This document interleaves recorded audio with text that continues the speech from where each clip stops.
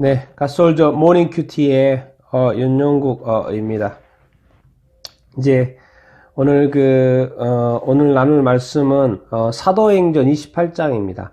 사도행전 28장은 사도행전 마지막 장이죠. 바울이 이제 드디어 로마에 도착하는 이야기 이렇게 있는데요. 그럼 아직 전반부는 도착하기 전에 멜리데 섬에 잠깐 머무르고 그 다음에 이제 로마에 도착 이렇게 하는데, 오늘은 멜리데 섬에 도착하는 이야기를 이렇게 해보겠습니다. 진짜 멜리데 섬으로서는 어느 날 갑자기 어떤 일이 닥치는 거죠. 그런데 이 갑자기 닥친 이것이 엄청난 축복이었습니다. 이건 하늘의 축복이었고요. 하나님의 사람이 왔고요. 하나님의 사람이 와서 진리, 그들이 가지고 있는 어떤 신관의 개념을 하나님의 신관으로 이렇게 바꾸고, 그들이 고치지 못한 질병을 하나님의 사람이 와서 그 질병을 그냥 고치고, 그들이 아주 신세계를 경험을 했습니다. 이 멜리데 섬의 원주민들이. 이게 하늘의 축복, 갑작스럽게 찾아온 하늘의 축복이 아니고 무엇이겠습니까? 우리 같이 한번 읽으면서 한번 좀 생각해보고 묵상해보도록 하겠습니다. 오늘은 사도행전 28장 1절에서 10절까지 이렇게 볼 텐데요. 먼저 1절에서 2절 이렇게 한번 보도록 이렇게 하겠습니다. 우리가 구조된 후에 안즈 그 섬은 멜리데라 하더라. 비가 오고 날이 참해 원주민들이 우리에게 특별한 동정을 하여 불을 피워 우리를 다 영접하더라. 이제 바울의 배가 뭐죠? 바울이 어떤 제주의 신분으로 로마로 이제 배로 이렇게 이송되고 있는 중에, 그 배는 몇 명이나 탔습니까? 276명이나 되는 배였죠. 근데 그 배가 어떻게 됐습니까? 표류하다가 파선을 이렇게 했죠. 그래서 가까스로 이제 상륙을 하게 됐습니다. 한 사람도 죽지 않고 상륙을 했는데, 알고 봤더니 그 섬이 멜리데 섬이었다. 그렇게 나와 있습니다. 멜리데 섬은 이제 그 로마의 밑에 있는 섬이죠. 로마가 이제 가까이 있는 섬이죠. 멜리데 섬. 그런데 당연히 섬이니까 누가 살았겠습니까? 원주민들이 살았겠죠. 원주민이라는 단어가 썼는데, 사실 그런 어떤 로마 제국이나 헬라 이런 곳에서는 사실 원주민 하면 완전히 미개인이죠. 야만인이고 이렇게 취급받는 그런 어떤 섬 사람들 이렇게 아니겠습니까? 또 이렇게 원주민 사람들, 그 당시에 어떤 문화 정서상에 있어서 그 거대한 로마의 어떤 큰 도시의 어떤 섬의 어떤 원주민들, 이런 거죠. 그래서 그 원주민들은 그들에게 어느 날 어떤 사람들이 찾아온 거예요. 파선된 사람들이. 그래서 보니까 오늘 원주민들은 되게 이렇게 선한 사람이었던 것 같아요. 그래서 비가 오고 날이 차요. 그러니까 원주민들이 이제 그 파선된 바울 일행 그 사람들 276명, 그 사람들에게 특별한 동정을 이렇게 베풀었다고 이렇게 되어 있고, 또 이제 지금 비가 오고 날이 차니까 지금 또 물에 몸이 젖었을 것이고, 그러니까 불을 피워가지고 좀 몸을 데피는 위에 했던 것 같아요. 그래서 불을 피웠다. 이렇게 지금 상황이 전개되고 이렇게 있는데, 3절 4절 읽어보겠습니다. 바울이 나무 한 묶음을 거두어 불에 넣으니 뜨거움으로 말미암아 독사가 나와 그 손을 물고 있는지라. 원주민이 이 짐승이 그 손에 매달려 있음을 보고 서로 말하되, 진실로 이 사람은 살인자로다.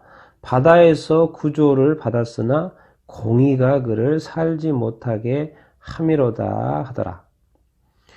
이제 불을 이제 피운다 그랬죠. 이제 불을 피우는데, 이제 바울도 이렇게 나무의 한 묶음을 가져와서 불에 이렇게 넣나 봐요. 불을 넣나 봐요. 그런데 이제 나무 한 묶음이라 그랬잖아요. 한 가지가 아니고. 그러니까 한 묶음으로 이렇게 넣었는데 그 묶음 속에 독사가 들어 있었나 봐요. 그래서 이제, 불이 당연히 뜨겁죠. 뜨거우니까 이제 독사가 거기서 이렇게 튀어나왔나 보죠. 튀어나오면서, 뭐죠? 아마 바울의 어떤 손을 이렇게 물었던 것 같아요. 그러니까 이제 그걸 보고 있다가 보니까 원주민들이 독사가 나와가지고 바울의 손을 탁 물었어요. 그러니까 그 매달려 이제 독사가 딱 이렇게 물고 있는 장면을 원주민들이 이렇게 본 거죠. 그러니까 자동으로 원주민들의 그 사고방식 속에 무슨 생각이 듭니까? 아, 이 사람은 살인자다. 자기들의 어떤 믿는 신이, 그들이 이제 바다에서는 구조를 됐지만, 그 신의, 자기들이 믿는 신의 어떤 공의의 어떤 심판이 있구나. 그래서 그는 이제 죽었다. 살지 못할 것이다. 그들이 믿는 어떤 신의 공의가 지금 이 사람에게 실현되는구나. 그렇게 어떤 자기 자신의 어떤 신관, 그 원주민들의 어떤 신관의 관점에서 자기 자신을 믿고 있는 신의 관점에서 그가 이렇게 이렇게 하고 이렇게 있는 곳이죠. 그들이 생각하는 어떤 공의, 그도 분명히 공의의 어떤 개념을 가지고 있겠습니다. 뭔 말입니까? 지금 선을 베풀고 있잖아요. 불을 배우고 이렇게. 그리고 또 어떤 공의의 개념도 지금 그들이 가지고 있겠습니다. 왜? 살인은 그냥 상식적으로도 뭡니까? 살인한 자, 진짜 그들이 생각하는 것처럼 바울이 살인한 자면 공의의 심판을 받는 게 마땅, 이렇게 하죠. 그래서 그들은 공의도, 개념도 이렇게 가지고 있었어요. 그러면서 5절, 6절. 바울이 그 짐승을 불에 떼어 떨어 버림에 조금도 상함이 없더라. 그들은 그가 붙든지 혹은 갑자기 쓰러져 죽을 줄로 기다렸다가 오래 기다려도 그에게 아무 이상이 없음을 보고 돌이켜 생각하여 말하되 그를 신이라 하더라. 이제 당연히 독사가 물었으니까 그 원주민들은 독사에 물렸으면 죽어야 안 죽어야? 당연히 죽었죠. 그러게 바울도 분명히 독사가 물었던 것을 자기 원주민들 두 눈으로 똑바로 봤기 때문에 당연히 심판을 받아 그도 죽을 거라고 생각했던 거예요. 근데 기다려도 죽질 않아요. 바울이 이제 물었으니까 떨쳐냈을 것이고 딱 물었는데 오래 기다려도 죽지 않아요. 이거는 지금까지 없었던 일인 거죠. 그 원주민 사회에서는. 독사에 물리면 당연히 죽어야 되는데 죽지를 않아요. 그러니까 그들의 생각에 저 사람 신이다 이렇게 간 거죠. 원주민의 사고 속에 죽어야 될 사람이, 독사에 물린 사람이 당연히 죽어야 되는데 죽지 않아요. 그러니까 갑자기 신이 아니고서는, 원주민들은 사람이고 다 죽었는데 신이 아니고서는 어떻게 저렇게 살아있냐, 죽지 않을 수 있냐. 그러니까 당연히 그를 또 신이라 하더라. 그들이 믿고 있는 신이 있었을 거 아니에요? 그들이 섬기고 있는 신이 있었을 거 아닙니까? 그 어떤 신의 개념에서 바울도 신으로 이렇게 보이기 이렇게 한 거죠. 왜? 죽지 않으니까. 죽어야 되는데 죽지 않으니까. 정말 우리가 이런 어떤 잘못된 신을 믿고 거짓 선지자도 믿고 거짓 신들, 우상의 어떤 신들, 잘못된 신들. 근데 당연히 죽어야 되는 그 사람이 독사에 물렸는데 죽지 않아요. 그들이 믿는 신. 근데 바울은 독사에 물렸지만 바울이 믿는 신은 누구였습니까? 하나님이죠. 그럼 바울이 지금 죽어야 되는 게 사실 맞죠? 독사에 물렸으니까. 보통은 죽어야 되는 게 맞는데 지금 누가 살려주는 거예요? 바울이 믿는 신, 하나님이 살려주신 거죠. 진짜 신이 마땅히 죽어야 되는데 독사의 독은 세니까 죽어야 되는데 그 신이 살려준 겁니다. 그런데 원주민들이 믿는 신은 가짜 신이었기 때문에 독사가 물려도 살려줄 수 없는 신이었죠. 이게 바로 진짜 신을 믿는 신과 그 믿는 사람을 살리는 하나님. 이 가짜 신과 물리면 죽는 신, 더 이상 살릴 수 없는 신, 이게 바로 우상이라는 거죠. 그들이 믿고 있는 신이거든.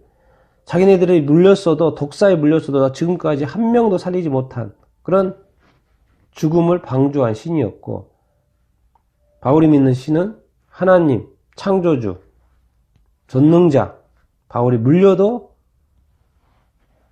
살리는 신이었던 거죠. 그것뿐입니까? 7절부터 7절, 8절 읽어보겠습니다. 이 섬에서 가장 높은 사람 버블리오라는 사람이 그 근처에 터지가 있는지라 그가 우리를 영접하여 사흘이나 친절히 머물게 하더니 버블로의 부친이 열병과 이질에 걸려 누워 있거늘 바울이 들어가서 기도하고 그에게 안수하여 낫게 하며. 거기에 이제 그 마을의 어떤 원주민 사이에서 가장 높은 사람이 버블리오라는 이름이 나와 있습니다. 뭐 가장 높은 사람이니까 근처에 터지도 있고 그러겠죠. 그래서 이제 그 높은 사람이 영접을 해서 사흘이나 또 같이 친절하게 섬겨주고 했나 봐요. 그래서 같이 머물고, 뭐, 거처가 없죠? 거기 뭐 섬이고 낯선 곳이니까. 그런데, 잘 이렇게 영접을 받아서.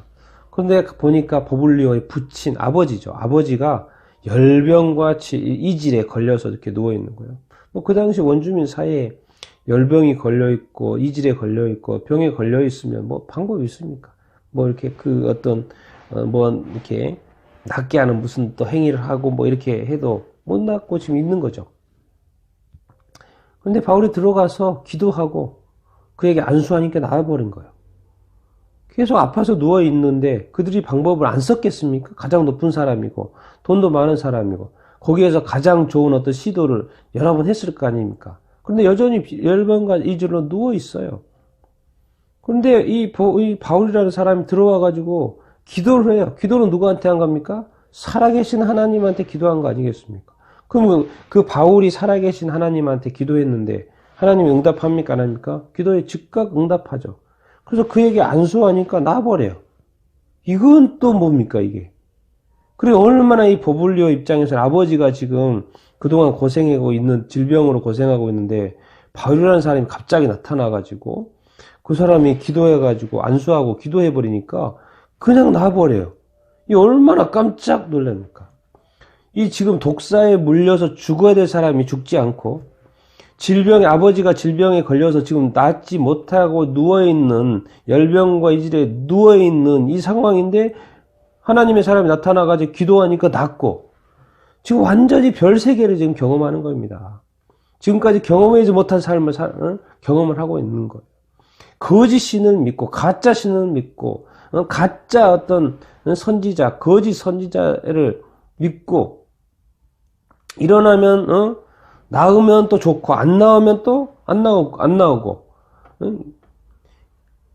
정말 이런 어떤 자기 어떤 가짜 어떤 신관, 어떤 세계관, 잘못된 인생관 왜 거기서 태어나고 자라서 그러시니까 당연히 그렇게 믿고 있는 그런 것들. 바로 이 세상에 그렇지 않습니까? 이 세상에 누가 오신 거예요? 가짜 신을 믿고 우상을 믿고 있고 뭐요?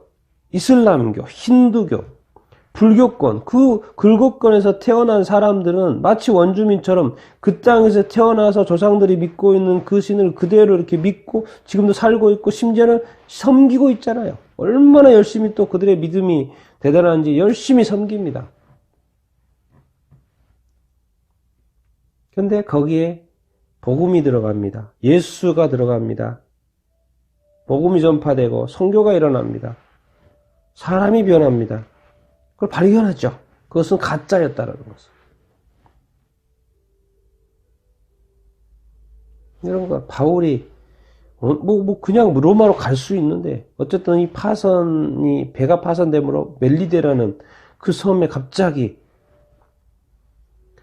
예수의 복음이 들어간 거죠. 바울이 이제 석 달 동안이나 사실 거기에 머물렀기 때문에 복음을 전했다는 이야기는 없는데 아마 복음에 이제 이렇게 버블리오도 이렇게 낫고 이런 상황들을 하면서 어떤 그런 이야기를 들었을 확률이 높죠.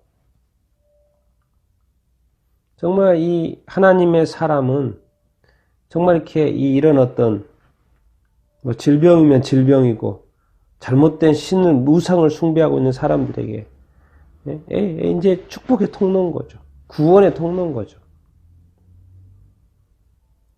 9절 10절 이러므로 섬 가운데 다른 병든 사람들 와서 고침을 받고 호화내로 우리를 대접하고 떠날 때 우리를 쓸 것을 배에 실었더라. 뭐 부친만 아버지만 고친 게 아니죠. 다른 병든 사람도 다 고쳐줬다고 이렇게 하고 있습니다. 그러니 얼마나 이 감사했겠습니까? 이 세상의 어떤 질병으로 병들로 고통하고 하고 낫지도 못하고 고생하고 있는 것이 갑자기 바울이 나타남으로 치료되고 회복되고 막 그들의 어떤 다시 가족의 어떤 기쁨이 회복이 되고 그 매일의 삶에 뭔가 다시 어떤 빛이 비치고